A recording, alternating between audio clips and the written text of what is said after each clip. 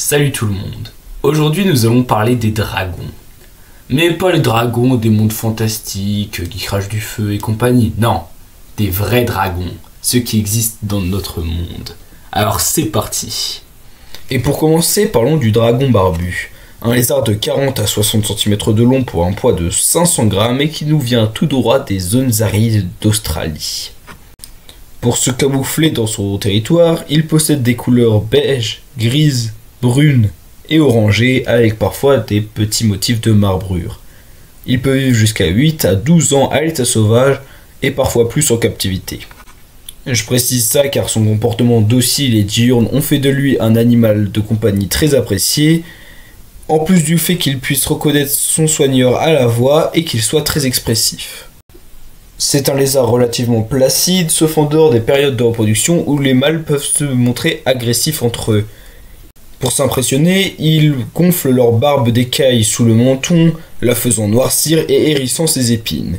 On retrouve également ce comportement en moments de stress ou autres périodes de forte excitation. Les jeunes se nourrissent presque exclusivement d'insectes, tandis que les plus âgés ne se nourrissent qu'à 30% d'insectes et à 70% de végétaux. Après cet habitant du désert, allons voir un milieu un peu plus humide avec le dragon d'eau chinois. Un lézard des jungles d'Asie du Sud-Est mesurant 90 cm de long pour un poids de 1 kg. Ce lézard de couleur vert vif vit souvent près des rivières dans lesquelles il peut nager aisément grâce à sa queue comprimée latéralement.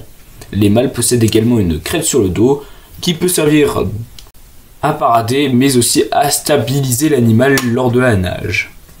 Diurne, c'est un animal relativement timide qui fuirait la plupart du temps face au danger mais qui, s'il est acculé, pourra aussi mordre. Il peut vivre jusqu'à 5 à 8 ans à l'état sauvage et se nourrit d'insectes, de petits vertébrés tels que des poissons ou des souris, de fruits et de légumes. Restons dans les jungles d'Asie du Sud-Est pour parler du dragon volant, un lézard de 20 cm capable d'écarter ses côtes pour créer des replis de chair qui lui permettent de planer sur une distance de 20 mètres. Bien que son apparence globale soit surtout grisâtre ou brunâtre, les replis de peau qui lui servent d'aile peuvent être rouges ou jaunes, tandis que son fanunculaire qui lui sert à communiquer est jaune vif. Diurne mais timide, il est très difficile de le voir sur les troncs d'arbres sur lesquels il se pose, car ses écailles en imitent l'aspect. Insectivore strict, il ne se nourrit que de fourmis, de termites et de petits insectes arboricoles, et il est à noter que c'est une espèce fragile qui supporte très peu la captivité.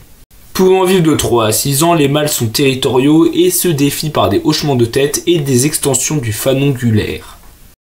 Après l'accouplement, la femelle pond entre 1 et 5 œufs qui écloront entre 4 et 6 semaines plus tard. Passons à notre dernier dragon de cette vidéo, le dragon des montagnes, aussi appelé Agame cruciforme. Elle aime vivre dans les forêts montagneuses comme son nom l'indique. Longue de 20 à 30 cm de long, l'Agame cruciforme doit son nom aux petites marques en forme de croix noire sur sa livrée brun verdâtre. Autre signe distinctif, elle possède une crête d'épines dans le dos. Diurne et très discret, ce lézard aime vivre dans les arbres où il trouve ses proies de petits insectes et des arachnides. Pouvant vivre de 4 à 6 ans à l'état sauvage, il se reproduit pendant la saison des pluies où les mâles peuvent devenir relativement agressifs. Après l'accouplement, la femelle enterre 4 à 10 œufs dans le sol meuble qui écloront 60 à 80 jours plus tard en fonction de la température. Et voilà, j'ai fini de vous présenter ces 4 dragons qui existent réellement. J'espère que cette vidéo vous aura plu et moi je vous dis à la prochaine.